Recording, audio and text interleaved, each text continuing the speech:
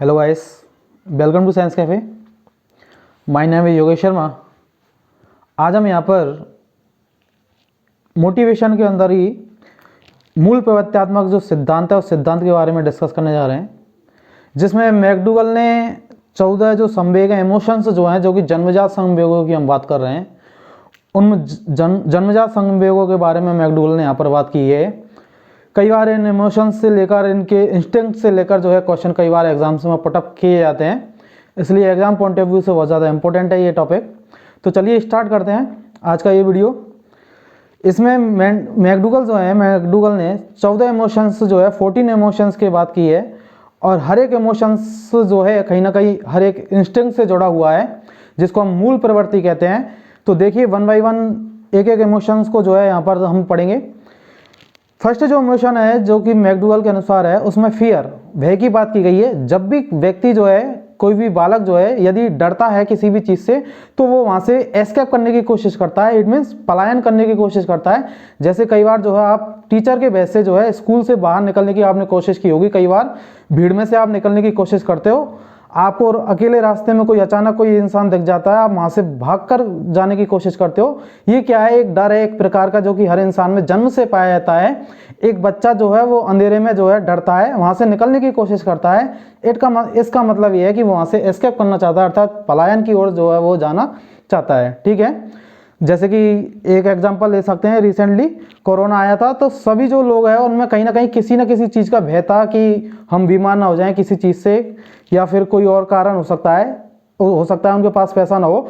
तो उन लोगों ने वहाँ से अपना जो स्थान था जहाँ पर वो मजदूरी कर रहे थे, काम कर रहे थे, वहाँ से उन्होंने एस्केप किया, पलायन किया। कहाँ पर? अपने जो घर था उस घर के लिए वहाँ से उन्होंने पलायन करना स्टार्ट किया। तो किसी भी व्यक्ति के अंदर यदि फियर है तो कहीं ना कहीं वो एस्केप करने की कोशिश करता है। समझ में आ गया होगा मुझे लगता है ऐसा ये पॉइंट।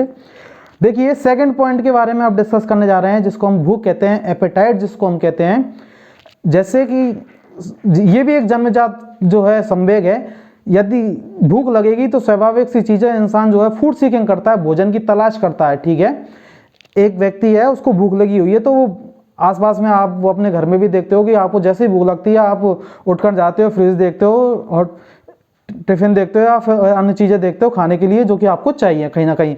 तो हर एक संवेग जो है कहीं ना कहीं किसी भी मूल प्रवृत्ति के कारण जो है संवेग को दबाया जा सकता है। जैसे ही भोजन मिलेगा तो वो जो आपका जो संवेग है वो कहीं ना कहीं दब जाता है, अर्थात उसमें रिड्यूसिंग देखी जाती है, कमी देखी जाती है। तो ये चीज़ आपको समझ में आ गई होगी।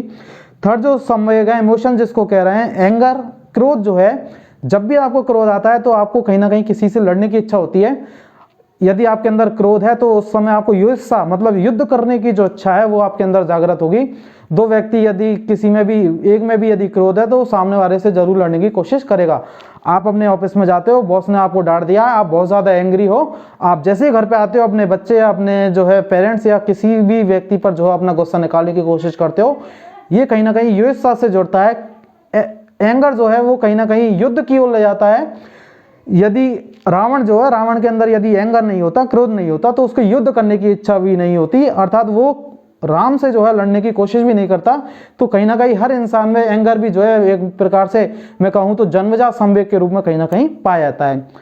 अगला जो संवेग है, इमोशन जो है, उसको हम डिस्कस करते हैं, जो कि डिस्ट्रेस है, कष्ट जिसको हम कह सकते हैं। और ये जो कष्ट है, आप इस कष्ट को जो है आपको किसी भी प्रकार का डिस्ट्रेस है, दुख है, तो आप कहीं ना कहीं संवेदना प्रकट करते हो, उस चीज़ के लिए अपील प्रकट करते हैं। तो वो कहीं ना कहीं इस चीज़ से कहीं ना कहीं कनेक्ट होती है, डिस्ट्रेस से।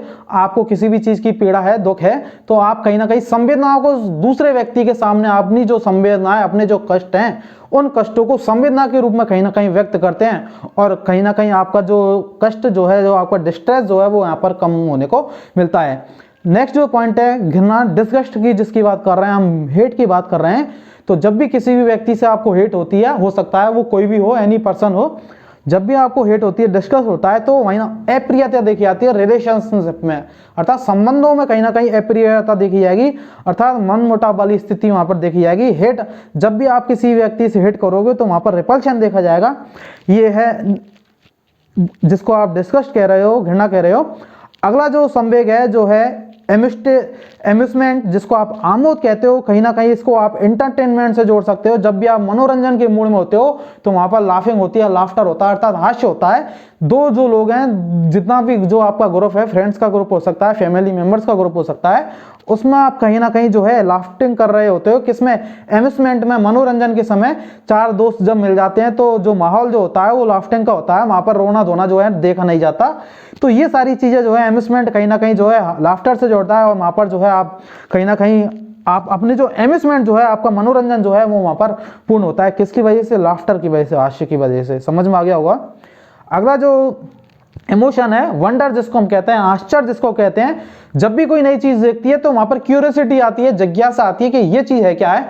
कई लोगों ने, हो सकता है कि मैं मोस्टली ग्रामीण प्रदेश की बात करूं तो हो सकता है कि किसी भी व्यक्ति जो है, जो कि बुजुर्ग है, एजेड है, उसने हो सकता है वायर वाली लीड देखी हो, लेकिन जो कान में जो ब्लूटूथ होता है उसमें बिना वायर का है। जैसे ही वो व्यक्ति जो है ब्लूटूथ को यदि देखेगा तो उसके मन में जो क्यूरियोसिटी आएगी कि इसका जो वायर है, जहां ये कनेक्ट हो रहा है, वो कहाँ है। ठीक है, अर्थात नई चीज दिखने पर, नया जो सब्जेक्ट है वो कहीं ना कहीं दिखाई देने पर हर एक इंसान के अंदर जो है क्यूरियोसिटी आती है। एक बालक जो है, छोटा बालक है, जो कि अभी अभी एटमॉस्फेयर में आया है, जैसे ही उसको कोई नया जीव दिखेगा, नई चीजें दिखेंगी, तो वो उसके अंदर उस चीज को जानने की जो क्यूरियोसिटी है वो कहीं ना कहीं पाई जाती है, जिज्ञासा कहीं ना कहीं पाई जाती है।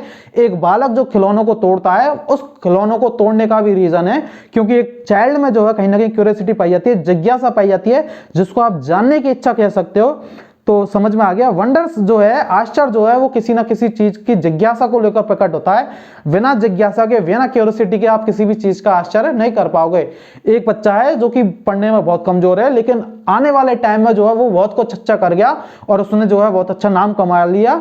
तो उसके जो रिलेशनशिप में होंगे, जो लोग उसके रिलेटिव जो होंगे, वो कहीं ना कहीं क्यूरियोसिटी की वो है, जिज्ञासा होगी उनके अंदर, वंडर करेंगे, आश्चर्य करेंगे कि भाई इस बच्चे ने इतना अच्छा कैसे कर लिया, इसका आईक्यू लेवल जो है इतना अच्छा नहीं था लेकिन फिर भी इतना बहुत अच्छा किया। तो वहां पर वंडर वाली चीज है वो देखी जाती है, जो कि क्यूरियोसिटी की तरफ लेके जाती है। समझ में आ गया होगा आपको, आई होप।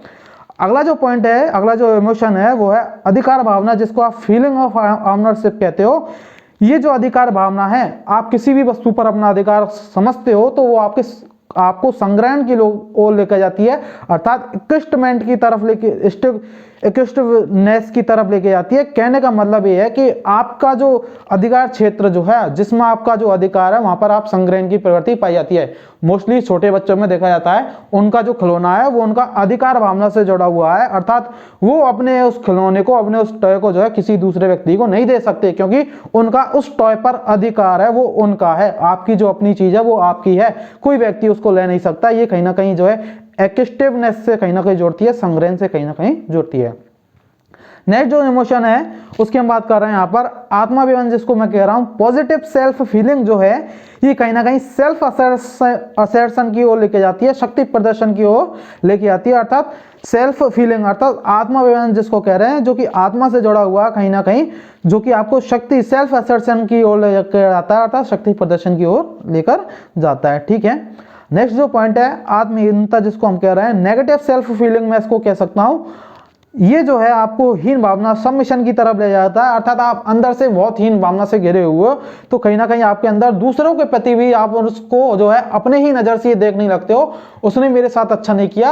हो सकता है सामने वाला पर्सन आपके साथ बहुत सही है, लेकिन आप खुद अंदर से जो है कहीं ना कहीं नेगेटिव फीलिंग से जो है, आप नेगेटिव सेल्फ फीलिंग से जुड़े हुए, आप खुद नेगेटिव हो। इसकी वजह से आपको हो सकता है कि सामने वाला जो पर्सन है वो आपको नेगेटिव दिखाई दे रहा है और आप उसको भी अपने ही नजरिए से देख रहे हैं। हर एक इंसान गलत नहीं होता, हम जैसा सोचते हैं उसके बारे में, वो चीजें कहीं ना कहीं इस चीज से कनेक्ट होती हैं, नेगेटिव सेल्फ फीलिंग से। आप यदि पॉजिटिव है तो वहां पर सामने वाला भी आपको पॉजिटिव होता हुआ दिखाई देगा। तो यदि आप नेगेटिव हैं तो सामने वाला आपको कहीं ना कहीं सबमिशन में दिखाई देगा, हीन भावना से जुड़ा हुआ दिखाई देगा। आई होप आपको ये पॉइंट पसंद समझ में आ गया होगा। बात करते हैं लॉनलीनेस। आपको अक्षय कुमार का गाना भी याद आ रहा होगा इसको देख के, लेकिन वहां नहीं देखना है आपको, लॉनलीनेस को देखना है। एकांकीपन जिसको मैं यहाँ पर कह रहा हूं, सामूहिकता की तरफ जो ले जाता है, ग्रेगोरियसनेस की तरफ ले जाता है। आप यदि अकेले हो, बहुत ज्यादा अकेले हो, तो आपको वहां पर एक मूल प्रवृत्ति देखी जाएगी कि आप अकेले हो तो आप सामूहिकता की तरफ जाने की कोशिश करोगे। आपके अंदर वो जो मूल प्रवृत्ति है वो कहीं ना कहीं जाने लगेगी, अर्थात आपकी जो मूल प्रवृत्ति है वो सामूहिकता में रहने की है, ग्रुप में रहने की है। लेकिन संवेग जो है वो एकांकीपन की तरफ ले जाते हैं। यदि एकांकी लोनलीनेस का यदि संवेग है तो वहाँ पर जो है उससे जुड़ी हुई जो मूल प्रवृत्ति है, जिसको मैं इंस्टिंक्ट्स कह सकता हूँ, वो ग्रेगोरियसनेस है, सामूहिकता है। बात आई समझ में आपको? राइट, जो इमोशन है कामुकता जिसको मैं कह रहा हूँ, लस्ट जिसको हम कहते हैं, ये कहीं ना कहीं सेक्स की ओर ले जाता है। अर्थात सिगमंड फ्रायड ने लिबिडो की बात की है, काम प्रवृत्ति की बात की है, जो कि कहीं ना कहीं सेक्स से जुड़ती है। तो लस्ट को आप समझ गए होंगे, ज़्यादा डिटेल डिस्कशन करने की जरूरत नहीं है, इस चीज़ पर आप बहुत भली बात ही जानते हैं। 13 जो इमोशन है रचनाभूति, जिसको मैं कह सकता हूँ फीलिंग्स ऑफ क्रिएटिवनेस। आपके अंदर क्रिएटिवनेस है तो वो कहीं ना कहीं आपको कंस्ट्रक्टिवनेस की तरफ ले जाएगी, सृजनात्मकता की तरफ ले जाएगी। अर्थात आप खुद क्रिएटिव हो तो नई नई चीज़ों का जो है वहाँ पर निर्माण जो है, कंस्ट्रक्टिवनेस जो आप में देखा जाएगा, एक अलग अलग तरीके से किसी ना किसी चीज़ में जो है कहीं ना कहीं उसमें क्रिएटिवनेस पाई जाती है। हो सकता है आप में ड्राइंग की क्रिएटिवनेस है, आप में स्पीकिंग की क्रिएटिवनेस है, सबकी क्रिएटिवनेस जो है कहीं ना कहीं अलग होती है, वो इसी चीज़ से कहीं ना कहीं कनेक्ट होती है। लास्ट जो है इमोशन, जो कि 14वां इमोशंस है मैकडूगल का, यहाँ पर हमने बात किया वात्सल्य की, टेंडर इमोशन लव की हमने यहाँ पर बात की है। अर्थात ये जो वात्सल्य है वो कहीं ना कहीं पुत्र और पुत्री के प्रति जो प्रेम है, पेरेंटल जो केयर है, उसको कहीं ना कहीं शो ऑफ करता है।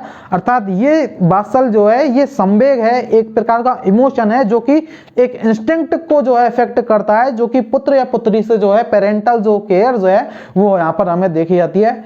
इस प्रकार हमने आज की इस क्लास में मूल प्रवृत्तात्मक जो सिद्धांत है, जो कि इमोशन से जुड़ता है, 14 इमोशंस जो है विलियम मैकडूगल के द्वारा इस सिद्धांत में दिए गए हैं। सभी emotions exam point of view से बहुत ज़्यादा इंपॉर्टेंट हैं। यदि आपको ये वीडियो पसंद आया है तो चैनल को सब्सक्राइब करें, साथ ही साथ लाइक करें, अपने दोस्तों को भी शेयर करें। मिलते हैं फिर नेक्स्ट वीडियो में, तब तक के लिए अपना ख्याल रखिएगा, खुश रहिएगा, मस्त रहिएगा। Thank you, bye.